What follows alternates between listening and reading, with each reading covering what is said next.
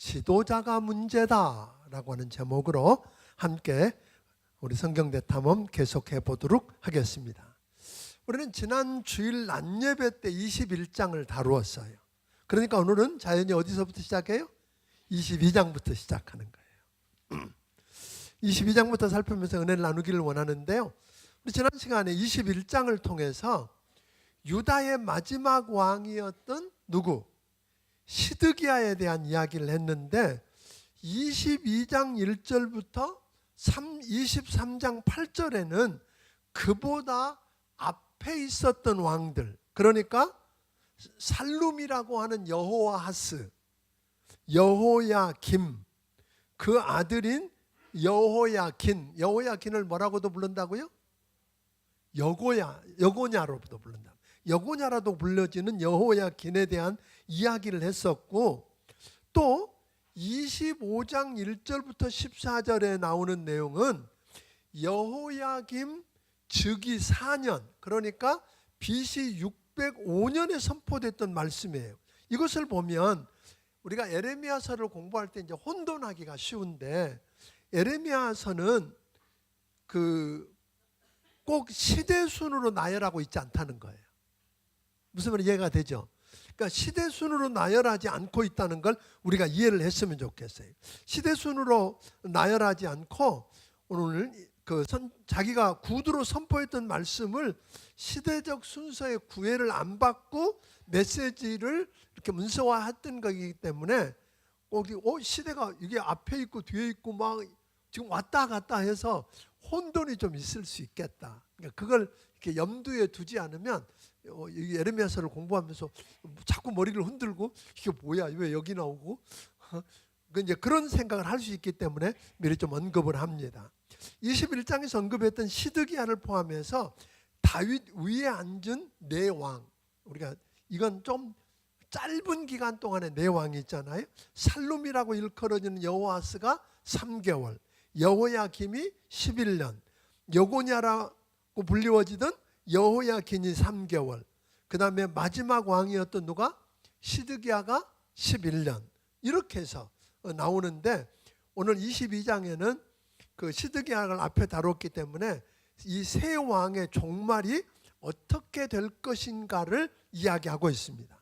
이 왕들을 가리켜서 다윗 위에 앉은 유다 왕, 그렇게 부르거든요. 2절에서 다윗 위에 앉은 유다 왕이라고 했는데, 이 말은 구속사적인 맥락에서 바라볼 때 대단히 중요한 묘사입니다. 왜냐하면 다윗 위에 앉은 자란 하나님께서 다윗에게 세웠던, 다윗과 세워서 약속했던 언약의 계승자임을 나타내고 있기 때문에 그렇다는 겁니다. 하나님께서 다윗과 맺은 언약 때문에 그 위에 앉은 소위 다윗 후세의 왕이 되었던 사람들이 하나님을 등지고 죄를 범해서 마땅히 심판받고 망해하는데, 하나님 뭐라고 말씀하냐면 그 종 다윗을 생각하사 멸하시기를 뭐하지 않았다? 기뻐하지 않으셨다 그랬어요. 그러니까 유다왕 므낫세가 하나님을 등지고 우상 숭배했기 때문에 우상 숭배를 하고 하나님의 전에다 우상의 단을 쌓는 등 하나님 말씀을 듣지 않고 죄를 범하고 죽을 길로만 가던 그 백성을 심판하고 멸하기로 우리 하나님 결정했어요. 그런데 누구 때문에?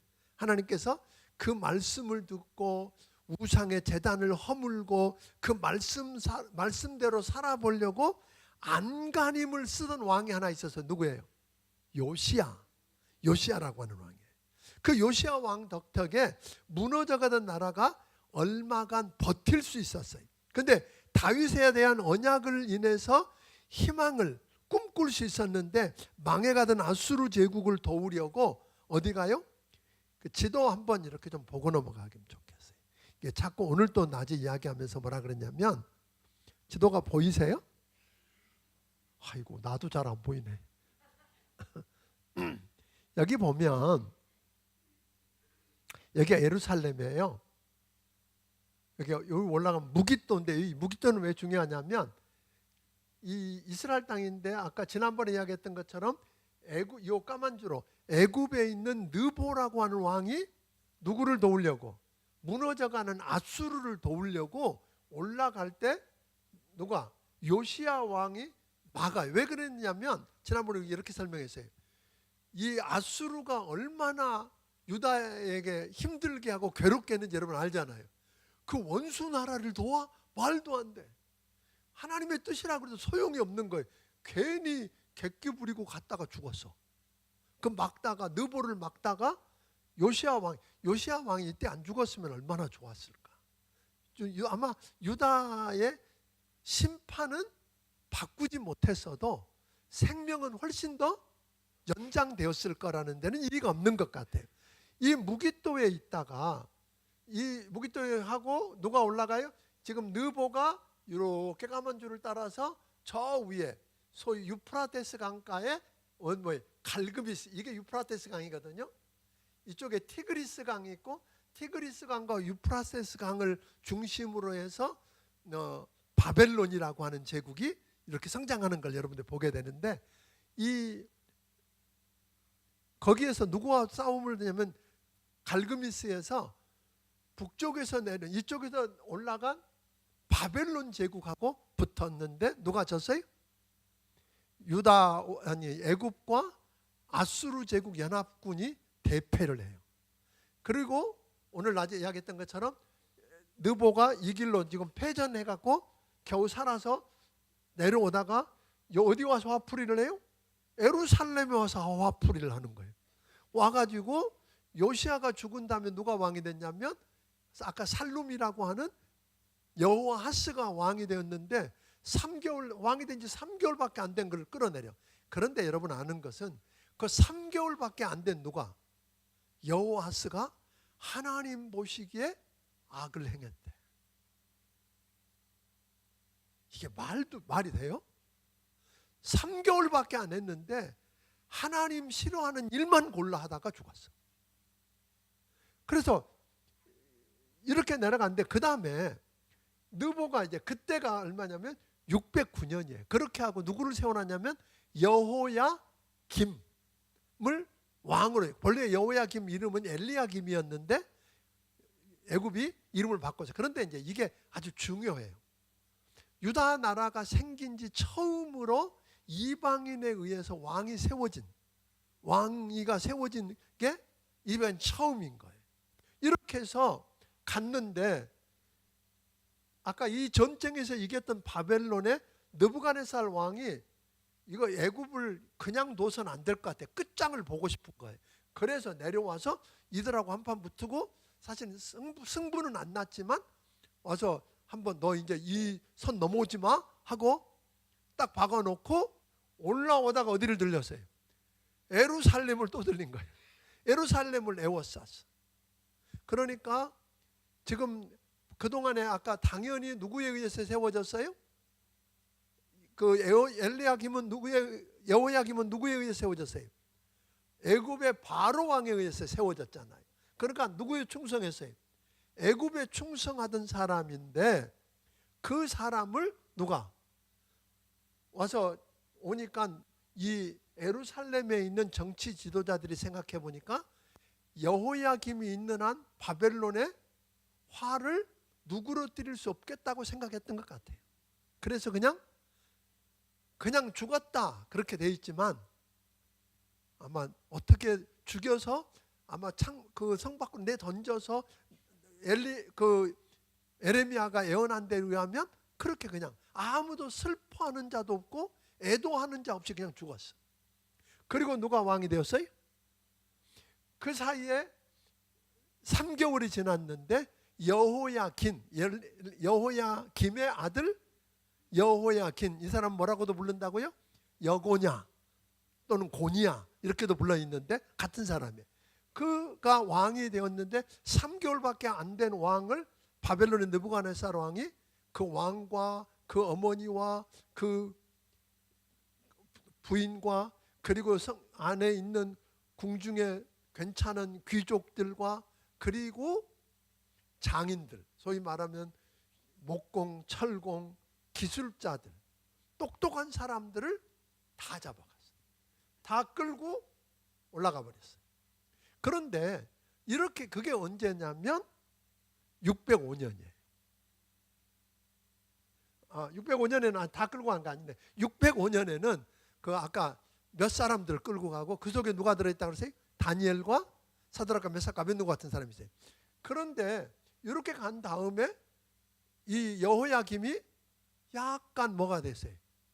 아까 이거 내가 너무 앞질러서 이야기했어.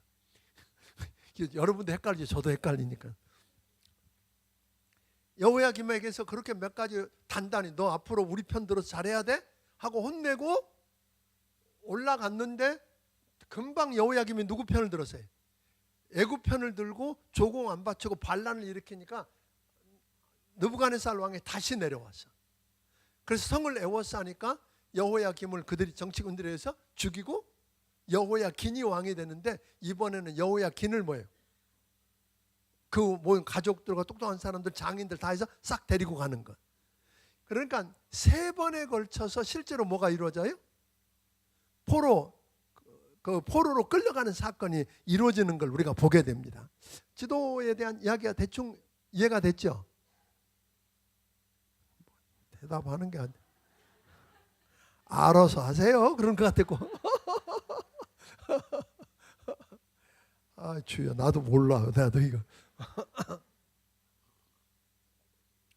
네, 지도까지 다 이렇게 펼쳐놓고 하면 훨씬 더 재미있는데 그래도 여러분들이 그냥 듣는 거하고는 좀 다를 거라는 생각이 들어서 소개를 해드렸어요. 아멘. 자 이렇게 하고 근데 놀랍게도 아까 네 왕은 다 뭐 했다고요? 그 하나님 여호와 보시기에 악을 행하고 선지자 예레미야가 여호와 하나님의 말씀으로 일러도 그 앞에서 뭐 하지 않고 듣지도 않았어. 겸손하게 그걸 받지도 않았어. 그리고 그 아버지 요시야가 허물어 버렸던 우상들의 단을 다시 세우고 하나님을 등을 지고 우상 숭배했어요. 그러니까 또 하나 그들의 극한 문제는 우상 숭배뿐 아니라 또 하나 문제가 있었어요. 그건 뭐냐면 다윗 위에 하나님이 왕을 세울 때 왜 왕을 세우게 하셨는지에 대한 왕에 대한 소명이 있었어. 그 소명이 뭐였느냐면 하나님께서는 다윗 위에 왕으로 앉은 사람은 공평과 정의로 다스리고 공평함이 없는 세상에서 늘 당하면서 살 수밖에 없는 이들을 뭐한다? 보호하고 법을 자의적으로 해석하면서 하는 자들의 횡포를 막고 스스로 일어설 수 없는 자들을 일어서도록 돕는 일을 하는 사람들이었어요. 억울하게 빼앗긴 사람들을 다시 착취당한 사람들을 뭐예요? 압박하는 자의 손에서 건지고 전쟁과 기근과 가난으로 인해서 어쩔 수 없이 생겨나는 사회적 약자의 대명사가 뭐예요? 고아, 과부, 그다음에 나그네, 즉 여기서는 이방인 그렇게 했어요. 이 사람들을 절대로 뭐하지 마라? 압제하거나 학대하지 말고 돌아보고 보호하라. 또 하나는 뭐냐면 무죄한 피를 절대로 흘리지 마라. 이게 다윗과 그 후에 다윗의 위에 앉은 왕들에게 준 사명으로 주신 거였어요. 그런데 다윗 왕조와 왕들을 그렇게 하면 내 다윗 왕조의 왕들이 끊어지지 않고 번영해서 이 왕궁을 말을 타고 당당하게 드나들게 해주겠다 하고 약속을 했는데 저들은 그렇게 했을까요? 안 했어. 공평과 정의로 다스리지도 않고 고아와 과부와 이방인들을 오히려 압제하고 학대하고 빼앗고 불의를 행하고 이러고 무죄한 피를 흘리고 사니까 하나님께서 그런 사람들에게는 뭘 하겠다 그럴까요? 그 왕들이 거하는 궁전이 완전히 무너져 내리는 날이 속히 올 거다. 그 땅이 황폐할 거다. 이런 이야기를 하고 있거든. 7절 한번 읽어보겠습니다. 7절 읽습니다. 시작.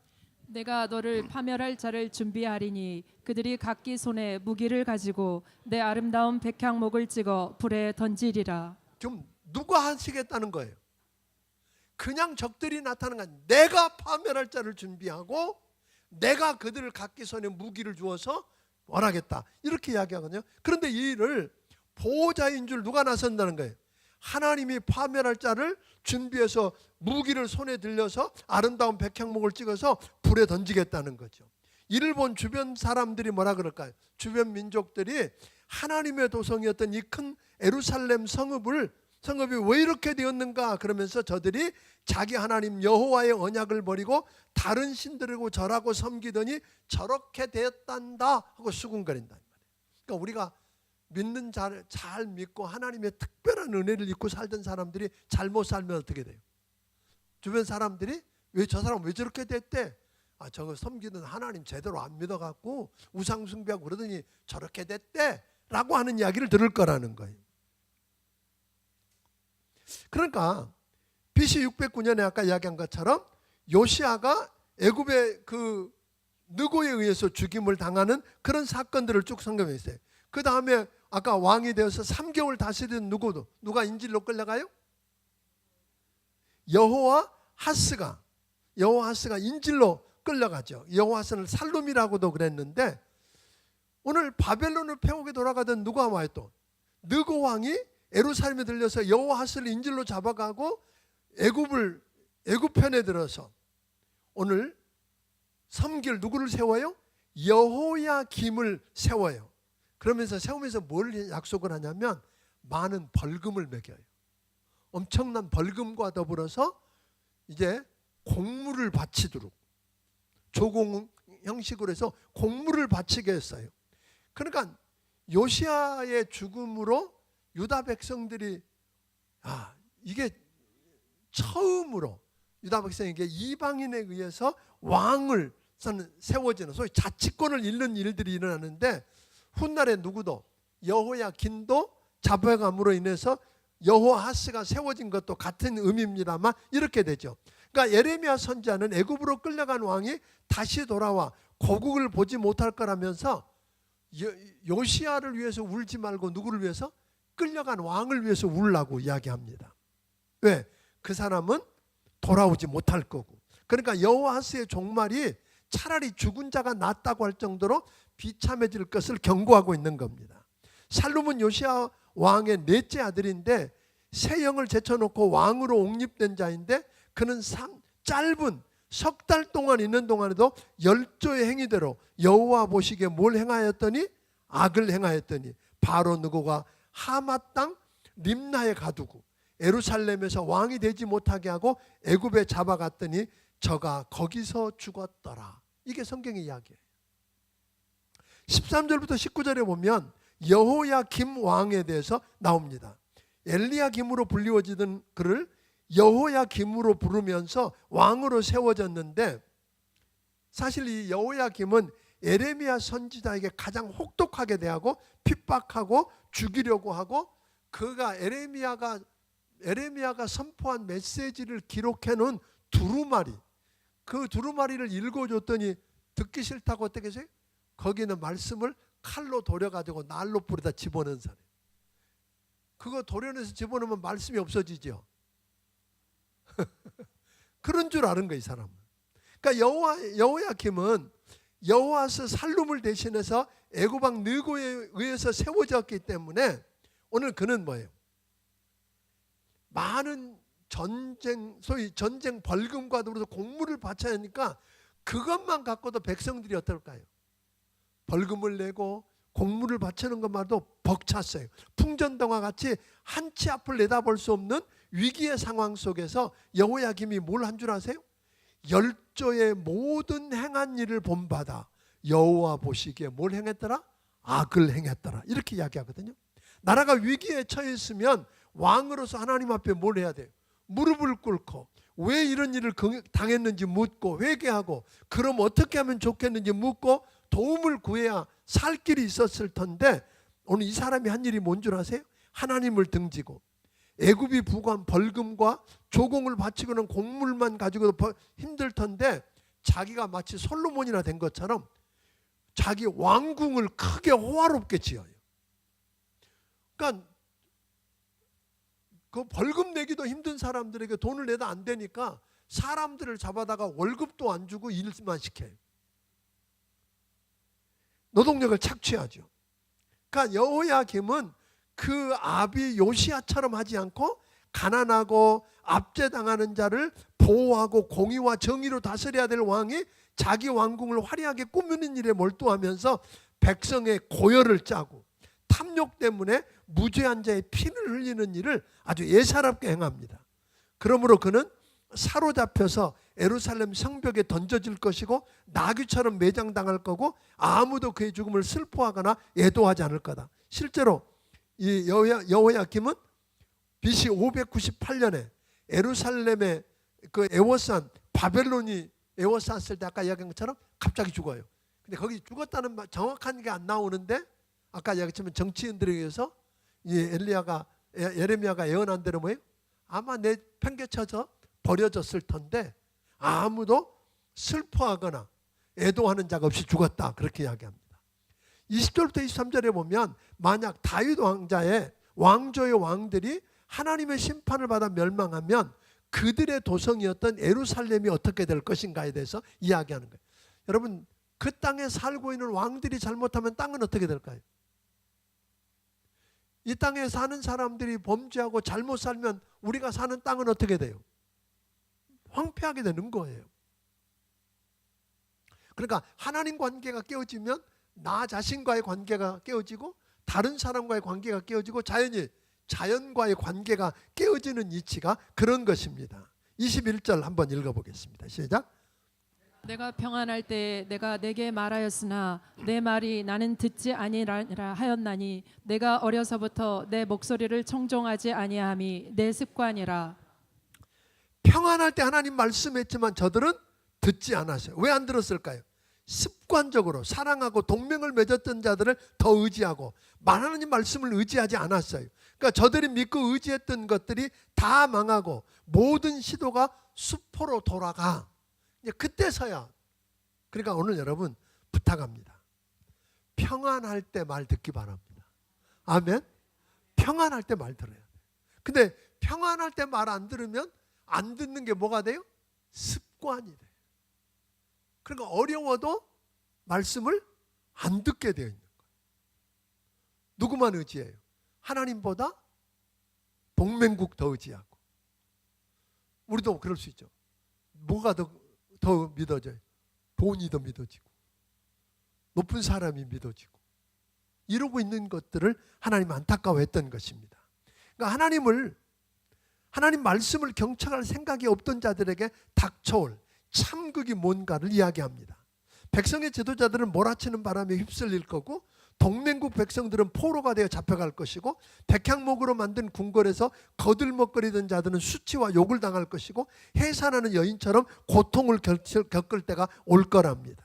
여호야김이 죽고 그 아들 여호야긴, 소위 여고니아라고도 하는 여호야긴이 왕이 되어서 석 달 동안 다스리다가 바벨론의 인질로 끌려갑니다. 그런데 여호야긴도 짧은 왕으로 있는 동안에 뭘 했다고요? 여호야긴이 그 부친의 모든 행위를 반받아 여호와 보시기에 악을 행하였더라. 이게 잘 살아야 돼요.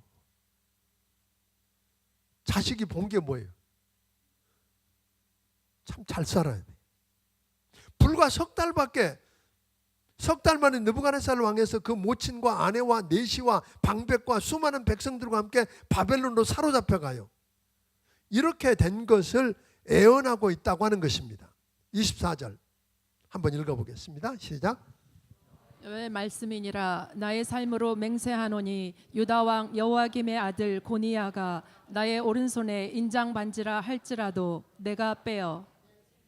그 석 달밖에 안 된 여호야긴을 향해서 한 이야기예요. 사람의 몸에 지닐 수 있는 것 중에 최대한으로 가장 귀중한 것을 나타내는 게 뭐예요? 인장 반지였다. 옛날에 왕이 그걸로 뭐예요? 똥 찍으면 다 효력을 발휘했으니까 인장 반지였는데 다윗 위에 앉은 왕으로 소중히 인장 반지가 너는 소중히 여김을 받을 자였다는 거예요. 그런데 너 여고니아가 나의 오른손에 인장 반지라 할지라도 내가 빼어서 느부갓네살 손에 갈대아인의 손에 내어주어 죽게 하겠다는 거예요. 왜? 최대한 존귀한 자리에서 최저로 비참한 자리로 떨어지게 된다는 거예요. 깨진 그릇처럼 될 거래요. 가치도 없고 쓸모가 없게 될 거래요. 하나님께 버림받은 여호야긴은 그가 두려워하는 바벨론 느부갓네살 손에 넘겨져서 인질로 끌려갑니다. 바벨론으로 끌려가서 나중에 그곳에서 물론 풀려나 대우를 받지만 그곳에서 일생을 마칩니다. 그러니까 다윗 언약궤에 앉은 자들이 왜 이렇게 전락했냐는 거예요. 하나님을 등지고 우상을 숭배하고 죄를 범한 것, 그 다음에 다윗 위에 왕의 자리에 앉은 사람들에게 요청했던 소명이 있었어요. 뭐죠? 공의와 정의로 다스리고 압제당하고 빼앗긴 자들을 압제자의 손에서 건져내주고 고아와 과부와 나그네 이방인들을 불쌍히 여기고 돌보아주고 무죄한 자를 피 흘리지 말아야 되는데 오히려 그 일을 행하고 압제자의 자리에 섰기 때문에 그런 어려움을 당했다 그런 거예요. 그러니까 결국은 이런 이야기죠. 하나님이 오늘 여러분과 내게 주신 사명이 있어요, 없어요? 그러니까 여러분과 내게 건강을 줄 수도 있고 특별한 재능을 주실 수도 있고 돈을 주실 수도 있고 어떤 자리에 앉게도 하실 수 있어요. 그게 맞게 일 안 하면 어떻게 돼요? 버려진다는 거예요. 그거 달라고만 하는 게 아니라 주신 대로 살게 해달라고 기도해야 되는 거예요. 아멘? 우상을 숭배한 것도 문제죠. 우상을 숭배하고 범죄한 것과 더불어서 그가 잘못한 것만 갖고 문제가 아니라 하지 않은 것도 문제가 된다 이 말이에요. 오늘 이런 문제를 생각하고 살게 되기를 바랍니다. 23장은 앞에서 마지막 네 왕, 소위 무능하고 악하고 형편없는 요시야의 자녀들이 그 아비 요시야처럼 하나님 보시기에 선한 왕들이 되어 유다를 다스렸더라면 하나님의 심판이 취소되지 않더라도 심판이 어떻게 됐을까요? 좀 보류될 수는 있었을까라는 거예요. 그러니까 하나님께서 가끔 한 가정, 한 회사, 한 교회, 한 나라도 잘못할 때 당연히 쓸어버리셔야 되는데 그 한 사람 보고 뭐 할 수 있어요? 보류하실 수 있어요. 저는 그게 여러분이었으면 좋겠어요. 아멘? 여러분 보시고 그러니까 하나님이 다윗을 생각하사 멸할 때 뭐예요? 멸하기를 기뻐하지 않으셨어. 다윗 때문에 기다리시는 거예요. 그런 것처럼 오늘 여러분이 그렇게 되기를 주의 이름으로 축원합니다. 그러니까 이 왕들이 하는 짓을 보면 어떻게 됐을까요? 하나님의 심판이 이때 이렇게 임할 수밖에 없었고 주님의 심판이 정당하고 합리적이었다고 말할 수밖에 없더라는 거잖아요. 결국 한 나라가 흥하느냐 망하느냐 하는 것은 가장 큰 책임은 누구예요? 정치 지도자고 종교 지도자들이었음을 우리가 인정하지 않을 수가 없는 거예요. 그래서 오늘 여기 23장에 계속 나오는 게 뭐예요? 아까 왕들, 지도자인 왕들에 관한 이야기만 나온 게 아니라 선지자와 제사장의 이야기도 같이 나오는 거예요. 23장에서 자신들의 돌봄과 사명을 소홀히 한 이스라엘의 목자들에 대한 준엄한 꾸짖음, 사람들이 잘못하고도 거짓 선지자들을 오늘 신랄하게 거짓 선지자들에서 신랄하게 경고하는 말씀이 여기 담겨져 있는 거죠. 그러니까 자신들에게 위임된 일, 즉 사명을 내팽개쳐진 왕들을 내 목장에 양떼를 멸하여 흩어지게 한 목자라고 지칭했어요. 그러니까 구약성경에 보면 왕들을 목자로 표현했어요. 왕들을. 하나님이 목자이셨고 그 다음에 뭐예요? 왕들을 목자라 그랬고 또 누가?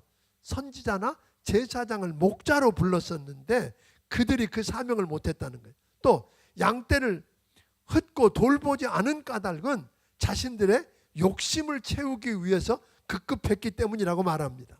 뿐만 아니라 선지자들과 제사장들은 거짓 것을 가르쳐 잘못된 길로 가게 해서 백성들을 망하게 한 목자라고 이야기합니다. 하나님께서 왕과 선지자를 책망하는 이유는 예루살렘이 멸망하고 백성들이 죽임을 당하고 포로로 끌려간 책임이 누구들에게 있다? 왕들이 잘못 다스리고 선지자들이 잘못 가르친 책임이 드러났기 때문이라고 이야기하는 거죠. 그러니까 그 나라가 망한 것은 지도자인 왕과 선지자 그리고 제사장들만의 책임일까요? 한 나라가 망한 게 아까 정치 지도자, 종교 지도자만 책임 있을까요? 우리 에레미야서 5장 31절 한번 읽어보겠습니다. 에레미야서 5장 31절. 우리 지난번 다뤘던 말씀이죠. 자, 시작. 선지자들은 거짓을 예언하며 제사장들은 자기 권력으로 다스리며 내 백성은 그것을 좋게 여기니 마지막에는 너희가 어찌하려느냐. 예, 책임이 지도자에게만 있는 게 아니라 누구에게도 있다? 듣고 싶은 이야기만 들으려고 그러고 하나님의 말씀이 아니라 달콤한 말만 해주는 자를 따라가고 그들에게 열광하면, 그리고 그 지도자들이 하는 일을 좋게 여기고 따라가는 누구 책임도 있다? 백성 책임도 있다. 그러니까 나라가 뭐 대통령이나 국회의원이나 시장이나 이런 사람들 일 잘못한다고 욕만 하는 건 잘못된 거예요. 찍은 누구 문제예요? 아니 네가 좋다고 찍었다며, 그런 거예요. 지금 이야기가 좋다고 따라가 놓고는. 그러니까 선거 꼭 해야 돼요. 투표 꼭 하세요. 내가 지금 누구 찍으라는 이야기 하는 거 아니잖아요. 괜히 나한테 시비 걸지 마요. 기도하고 정말 하나님이 합당하게 여기는 사람 찍어라 이 말이에요.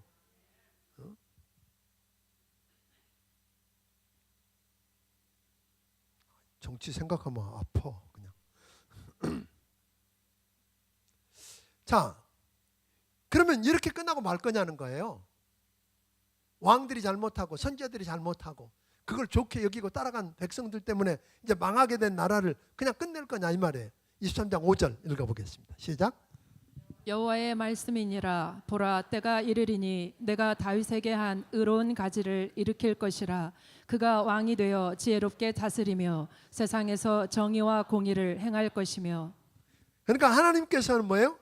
왕들이 흩어버린, 다 망하고 말아먹고 흐트러버린 남은 양떼를 모아서 목장으로 데려온 후에 참다운 목자를 세울 거다, 그렇게 이야기하는 거예요. 다시 한번 희망의 빛을 보게 하시는 거예요. 다윗에게 대한 한 의로운 가지를 일으키겠다고 그랬는데 그 의로운 가지는 누구예요? 온 세상을 공의와 정의로 다스리고 죄와 마귀의 압제에서 빼앗겨서 오늘 죽게 된 우리를 구원하고 보호하고 인도하고 풍성히 먹일 참목자, 그분이 누구예요? 메시아 예수 그리스도입니다. 예수 그리스도를 약속하고 있는 거예요. 지금은 바벨론의 포로로 끌려가서 억압된 삶을 살게 됐지만 그날이 오면 출애굽을 시키신 하나님이 그 모든 쫓겨났던 나라에서 인도하여 다시 젖과 꿀이 흐르는 자신들의 땅에서 살며 회복을 경험하게 할 것이라고 제2의 출애굽을 약속하고 있는 것입니다. 9절부터 40절을 통해서 거짓 선지자들의 특성과 받을 형벌을 말하고 있습니다. 그리고 거짓 선지자들을 비난하고 있는데 에레미야 선지자는 주의 백성이라고 자부하던 사람들이 정작 하나님께서 그들에게 주시려는 참 메시지 듣는 걸 거부하고 자기를 미워하고 대적하면서 자기들이 듣고 싶어하는 말을 전해주는 거짓 선지자들에게 열광한 것 때문에 힘들었어요. 여러분, 우리도 분별하는 귀가 있어야 돼요. 아멘? 분별하는. 그냥 번지르르 하는 말만 해준다고 열광하고 쫓아가면 큰일 납니다. 큰일 난다는 거예요. 또 안타까운 것은 주의 백성이라고 하는 사람들이 지혜롭게 선택할 의지도 없고 능력도 없고 들을 만한 귀를 상실했다는 거예요. 그래서 예레미야 선지자의 마음이 상하고 아프고 괴로웠습니다. 젖과 꿀이 흐르는 땅이 간음한 나라들로 가득 찼다. 간음한 자들로. 간음했다는 말은 두 가지 의미였어요. 우상 숭배를 하는 걸 영적 간음이라 그랬어요. 그렇죠? 우리의 신랑 대신 오늘 우리의 신랑 되시고 대신 그분을 떠나서 다른 걸 쫓아갔으니까 영적 간음이고, 근데 보통 바알이나 아세라 신을 섬기는 우상을 숭배하는 자들은 거의 어디로 이어졌어요? 실제적인 간음. 거기에 있는 소위 종교적인 소위 여사제들과 함께 그런 공적으로 공개적으로 정당하게 이루어지는 그런 간음을 통해서 하나님의 저주로 말미암아 땅이 슬퍼하고 초장들이 다 메마르고 황폐하게 되는 걸 보았기 때문에 아파했습니다. 종교 지도자들은 공의와 정의를 가르쳐야 될 자들인데 오히려 때와 장소를 가리지 않고 심지어 하나님의 성전에서도 악을 행하기에 앞장서서 저질렀다는 겁니다. 하나님을 가장 두려워해야 될 사람들이 하나님을 업신여기고 있으며 말려야 할 자들이 성전을 더럽히고 부정하게 만드는데 앞장섰다는 겁니다. 거짓 선자들과 제사장들은 우상 숭배자들을 보다 더 나빴다는 거예요. 왜냐하면 그들은 뭘 보았어요? 형제국인 북이스라엘이 우상을 숭배하다 망하는 걸 봤어요, 안 봤어요? 봤어요. 그러면 당연히 했어야 되는데 그러지 않았다는 거고, 또 하나 애원한답시고 누구 이야기를 했어요? 자기들의 주관적인 생각을 하나님의 말씀으로 둔갑시켰어요. 그리고 자기가 하고 싶은 말을 했어요. 그리고 자기도 망하고 듣는 사람도 망하겠다는 거예요. 그러니까 사실 우리가 좀 조심해야 될 게 있어요. 그냥 하나님이 내게 말씀하셨다고 하는 것 조심해서 들어야 돼요.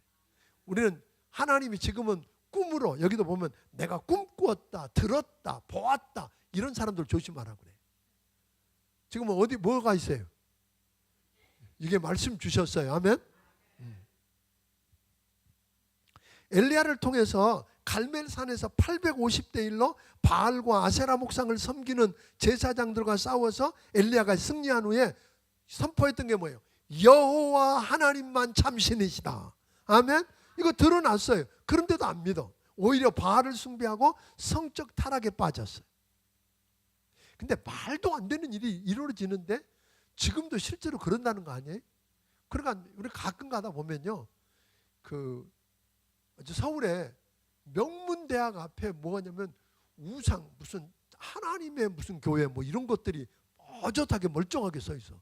우리나라 최고로 가고 싶어하는 학교 앞에 그런 게 있다고. 그러니까 그 멀쩡한 사람들이 아니 지상의 하나님이 죽었다는데 하나님 어머니가 있대. 그 부인이 어머니 하나님이라네. 그러고 따라가. 상식적으로도 안 되는 이야기를 믿고 따라가고 있어요. 그러니까 그런 일들이 너무 많다는 거예요. 그러니까 선지자들이 오히려 더 많은 죄를 짓도록 격려하고 있다는 거예요.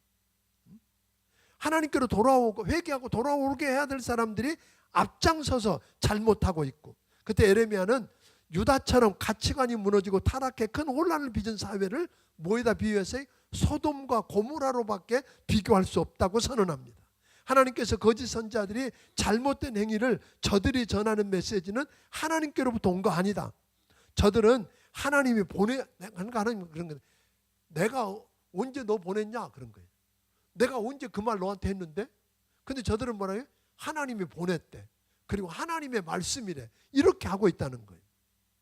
오히려 저들은 하나님 말씀을 순종하지 않고 있다고 이야기합니다. 또 저들은 하나님의 뜻과는 상관없이 무조건 평화, 평강만 외치고 심판하시는 분이 하나님이시라는 것을 깨달을 때까지 하나님은 계속 심판하시겠다고 이야기합니다.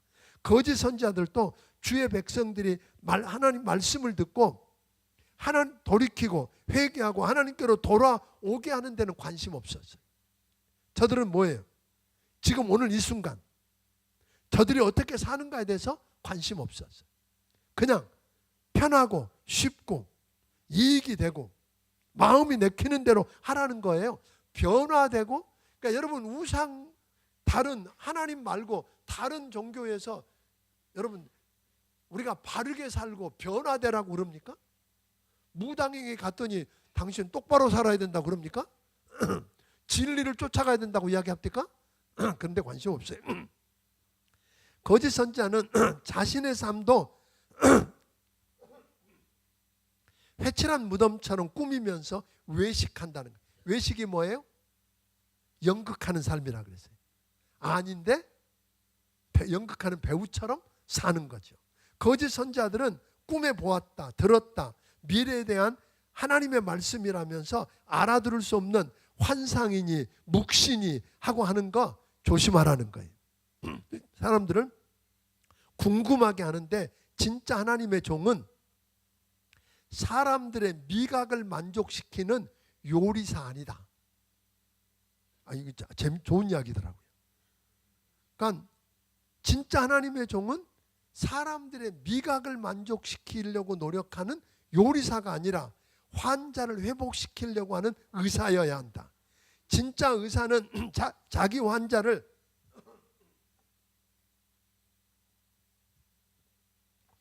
기쁘게 하는 자가 아니라 뭐 하는 자예요? 치료하는 자다. 아멘. 우리가 이해해야 돼요.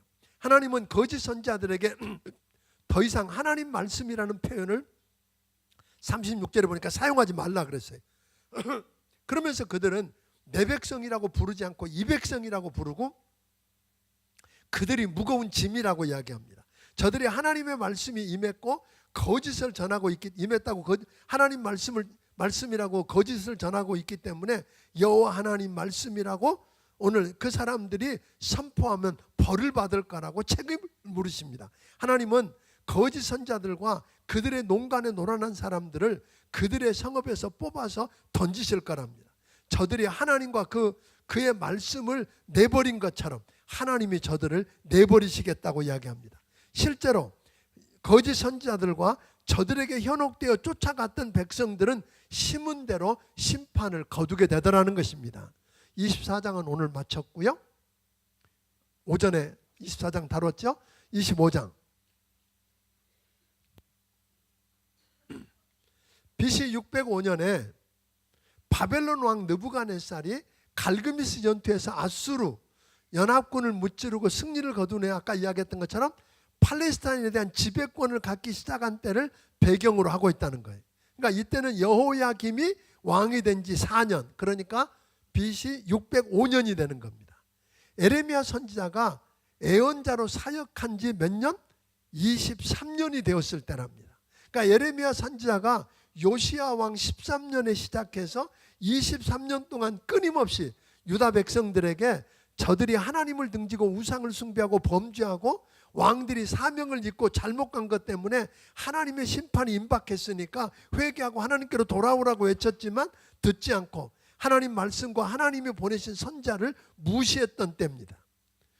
그렇기 때문인데 저들이 하나님의 음성 듣기를 거부한 결과 하나님께서는 유다 백성이 선지자의 말씀을 듣지 않은 것을 두고 너희가 내 말을 순종하지 아니었다고 하나님의 끊임없는 경고를 무시한 백성들에게 유다는 바벨론 왕 느부갓네살 손에 완전히 멸망할 것이라고, 유다를 포함해서 온 가나안 땅이 황폐해지고 사람이 기뻐하고 즐거워하는 소리를 들을 수 없고 신랑 신부 소리도 맛있는 음식 만드는 맷돌 소리도 사람 사는 흔적인 빛도 찾아볼 수 없을 거라고 이야기합니다.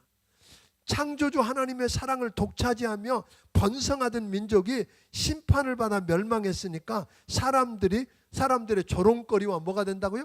웃음거리가 될 거랍니다. 하나님께서는 느부갓네살 왕을 내 종이라고 하므로 하나님의 계획을 이루어가는 도구로 누구라도 사용하실 수 있다는 겁니다.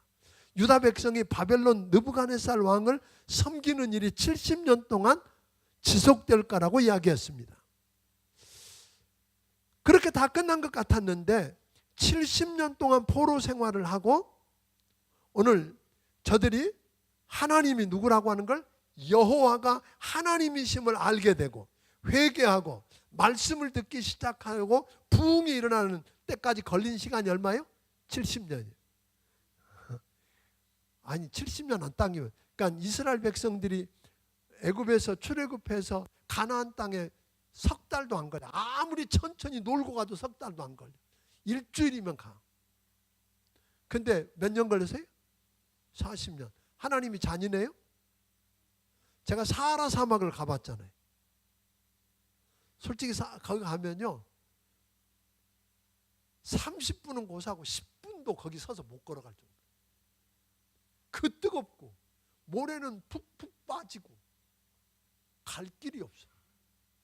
근데 40년 동안 왜 뺑뺑 돌렸어요? 하나님이 잔인해요? 그들을 애굽의 우상의 때를 빼고 다른 게 아니라 하나님 여호와가 진짜 하나님이다. 그걸 믿고 하나님의 백성으로 살도록, 그래서 주신 땅, 하나님이 주신 땅에서 그 하나님의 백성답게 살게 만드는데 걸리는 시간이 몇 년? 40년이요. 그러니까 하나님 탓하지 마요. 왜 문제 해결 안 해주냐고, 하나님 왜 그러시냐고 그러지 말고 먼저 누구 돌아봐야 돼요? 날 돌아봐야 돼. 내가 빨리 회개하고 돌이켜서 납작 엎드리면 하나님이 그 시간 단축시키실 수 있다 이 말이에요. 아멘. 그런데 유다에 의해 심판을 내리셨던 하나님이 그 도구로 사용했던 누구를? 바벨론이 죄값을 치러야 할 때가 왔다고 이야기합니다. 의롭고 잘나서 쓰신 게 아닌데 교만하고 제멋대로 하면 남들에게 행했던 대로 보복을 받는다는 거예요.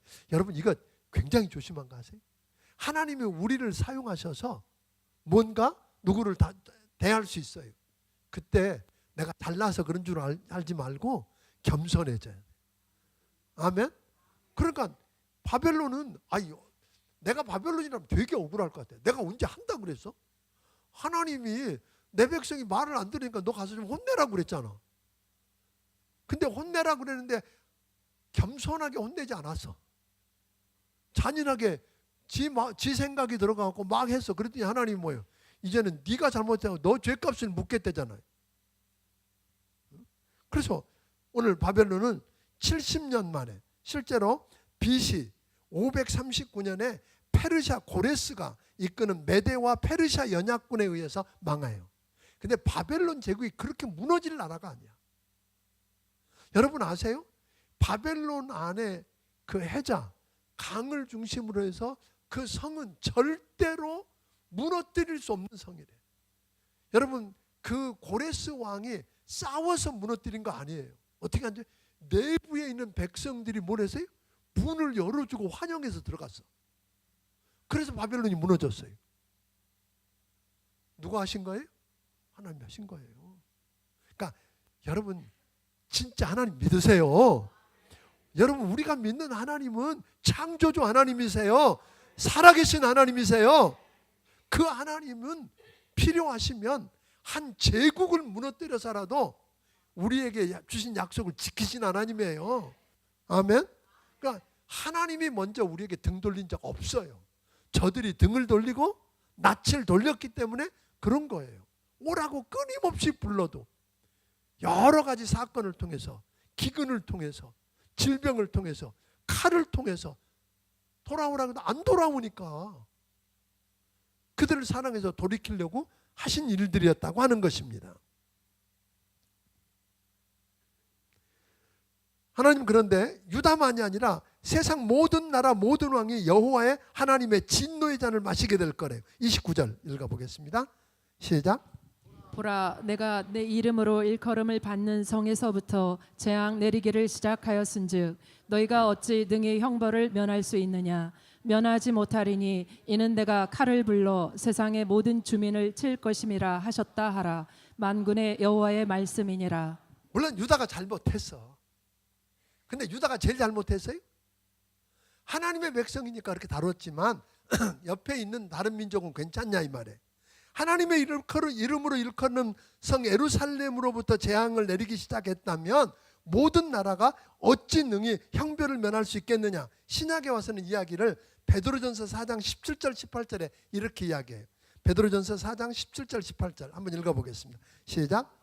하나님의 집에서 심판을 시작할 때가 되었나니 만일 우리에게 먼저 하면 하나님의 복음을 순종하지 아니하는 자들의 그 마지막은 어떠하며 또 의인이 겨우 구원을 받으면 경건하지 아니한 자와 죄인은 어디에 서리요. 여러분 한번 생각해 보세요. 만약에 마지막에 믿는 자가 겨우 구원만 받는다면 다른 사람들은 어떻게 될지 생각해 보셨어요? 아멘. 하나님이 우리로부터 심판했다면 나머지에게 임할 심판이 얼마나 대단할 건지 생각해 봤냐 이 말이에요. 온 세상에 임한 하나님의 심판에 대해서 경고하시면서 심판하시는 하나님의 모습을 여러 이미지로 묘사하는데 사자, 포도 밟는 자, 법정의 재판관, 적군을 죽이는 전사, 모든 걸 파괴하는 무서운 광풍으로 묘사하고 심판의 때가 임박했음을 말해주고 있습니다. 이것을 통해서 세계 열방을 통치하시는 하나님의 모습과 하나님은 자기 백성을 더 끔찍이 다스리신다. 그러니까 모든 사람이 하나님의 진노의 대상이지만 특별히 하나님의 진노를 사는 사람들은 다름이 아니라 누구다? 목자들. 그게 누구예요? 왕들과 종교 지도자들.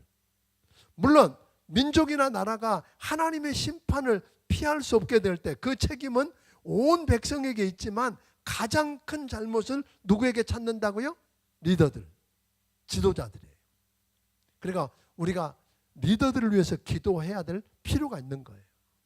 결국은 대통령이 잘못하면 그 고통을 누가 받아요? 백성이 받는 거예요. 그러니까 여러분, 대통령이 하나님의 뜻대로 이 나라 잘 다스리도록 기도해야 돼. 내가 좋아하든 안 좋아하든 기도해야 돼. 그 누구를 위해서? 내 평안함을 위해서. 어? 그러니까 교회가 잘못되고 하나님의 심판을 받는다면 가장 큰 책임은, 송탄중앙침례가 잘못되면 가장 큰 책임은 누가 져요? 백옥순 목사, 담임 목사로 맡겨. 백옥순 목사 대단한 생각이 이 교회 담임으로 맡겼기 때문에 책임을 저한테 물으실 거라고요. 목자들, 리더들, 그리고 온 교회 성도들에게 물을 텐데, 그러니까 심판받지 않으려면 하나님의 말씀을 어떻게 해요? 지금은 들어야 할 때입니다. 하나님 앞에 나와 하나님의 말씀을 들을 수 있기를 바랍니다. 아멘. 그래서 하나님이 진짜 하나님이다.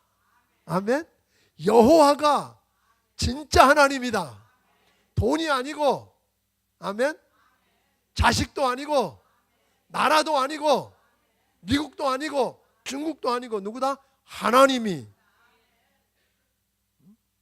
그래서 그 하나님이심을 알고 말씀 앞에 죄를 회개하고 죄와 우상에서 떠나서 전심으로 하나님께 돌아와서 오늘 엎드리면, 그리고 하나님이 맡겨주신 사명을 감당하면 하나님의 심판은 사자가 사슴을 덮듯 광풍이 몰아치듯 갑자기 임할 테니까 오늘 우리가 준비해야 된다는 거예요. 아멘. 그리고 특별히 부탁은 나라의 지도자들 위해서 기도하지만 저 위해서도 기도해 주세요. 마귀는 저 하나 넘어뜨리면 어떤 일이 일어날지 너무 잘 알아. 그러니까 여러분 기도해 주셔야 돼요. 아멘. 기도하시는 거지요. 사실은 여러분의 기도로 저는 살잖아요. 너무 고맙고 감사해요. 그래서 우리가 이걸 보면서 지도자된, 그래서 신학에서 그런 것 같아요. 넌 선생 되기를 조심하라 그랬어요. 두려워하라는 거예요. 지도자라고 하는 거, 목자라고 하는 거 두려워해야 돼. 장로라고 하는 거, 권사라고 하는 거 두려워해야 돼. 여기 보니까 아니 권사님들 가운데 오후 예배 안 온 사람들도 있어요. 세상에 뭔 권사요? 아니요. 왜냐하면 자기 혼자 안 오는 게 중요한 게 아니요. 다른 사람들 권사도 안 가는데 오후 예배 왜 가? 그럴 거 아니요.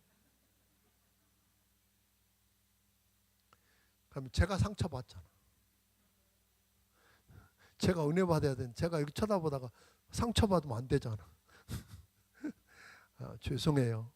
우리가 정말 이 에레미야서를 보면서 이 시대에 하나님이 우리에게 주신 말씀이다.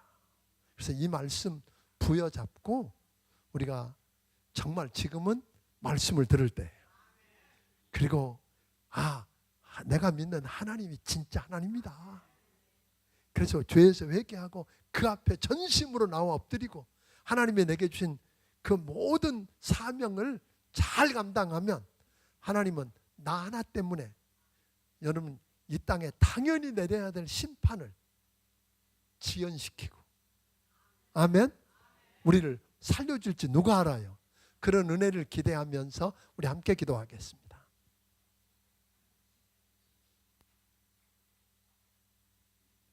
주님 앞에 선교 헌금 드린 손길이 있습니다. 하나님 아버지 고맙습니다. 사랑하는 주의 백성들을 이렇게 불러주셔서 하나님 말씀을 붙들고 씨름하게 하셨습니다. 하나님 이 말씀이 저들 귀에 들려지게 하여 주시옵소서. 그렇게 외쳐도 들려지지 않았던 저들이 바벨론에 끌려가서야 말씀이 들렸던 것처럼 오늘 이 시대에 이 하나님의 말씀이 말씀으로 들려지게 하시고 하나님이 하나님인 걸 인정하고 그 앞에 엎드려 회개하고 돌아와서 아버지 하나님 엎드릴 뿐 아니라 주께서 맡기신 사명을 감당해서 나 하나 때문에 하나님이 내 가정, 내 회사, 내 교회를, 이민족을 살려주시는 것 경험하게 하여 주시옵소서. 주신 은혜 감사해서 귀한 사람이 귀한 예물을 드렸습니다. 받아주시고 축복하여 주옵소서. 영혼이 구원되고 살아나는 역사를 보게 하여 주시고 그 손길에게 아버지 하나님 약속하신 축복을 더하여 주시옵소서. 이제는 우리 주 예수 그리스도의 크신 은혜와 하나님 아버지의 무한하신 사랑과 성령님의 감화 감동하시고 역사하시며 교통하심이 오늘 여기 머리 숙인 모든 심령들 위해 함께 해주시기를 예수님 이름으로 축원하옵나이다. 아멘.